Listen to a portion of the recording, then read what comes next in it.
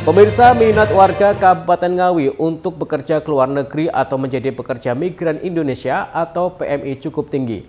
Meski begitu, Pemkab Ngawi menghimbau agar masyarakat lebih selektif dan juga berhati-hati saat akan bekerja ke luar negeri dan memastikan melalui jalur yang legal guna mencegah terjadinya tindak pidana perdagangan orang. Dinas Perdagangan, Perindustrian, dan Tenaga Kerja atau DPPTK Ngawi menghimbau masyarakat agar tidak mudah tergiur iming-iming bekerja ke luar negeri sebagai pekerja migran Indonesia atau PMI.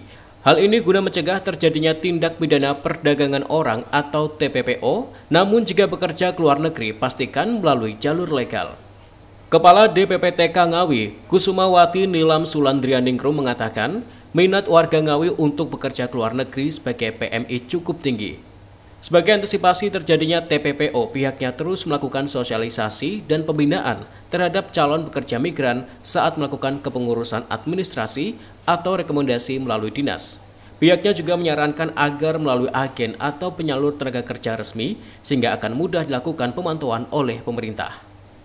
Menurutnya, kebanyakan kasus TPPO karena calon pekerja migran tersebut berangkat secara ilegal.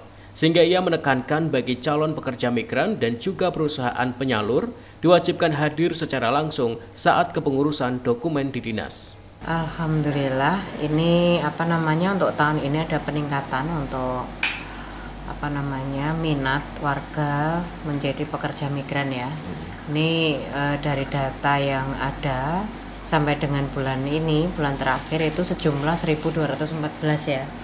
Pencari kerja terutama untuk pekerja migran, dan kalau yang melalui dinas kita itu yang resmi ya. Kemudian nanti kalau untuk penanganan TPPO, Dinas Perdagangan, Perindustrian, dan Tenaga Kerja, kita sesuai dengan kewenangannya akan melakukan pembinaan. Nanti insya Allah kita untuk tahun ini itu kita mulai lakukan sosialisasi dan pembinaan terutama kepada P2MI.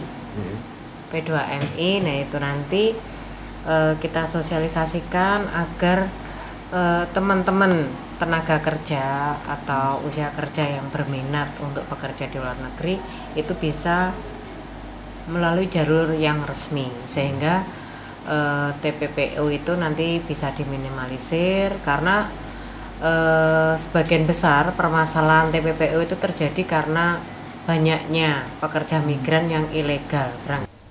Sementara berdasar data di tahun 2023 hingga tanggal 13 Juni kemarin, terdapat 1.214 warga Ngawi yang mengajukan kepengurusan dokumen sebagai CPMI. Jumlah itu meningkat signifikan dibandingkan tahun sebelumnya di bulan yang sama, yakni hanya 352 CPMI. Ito Wahyu, JTV Ngawi.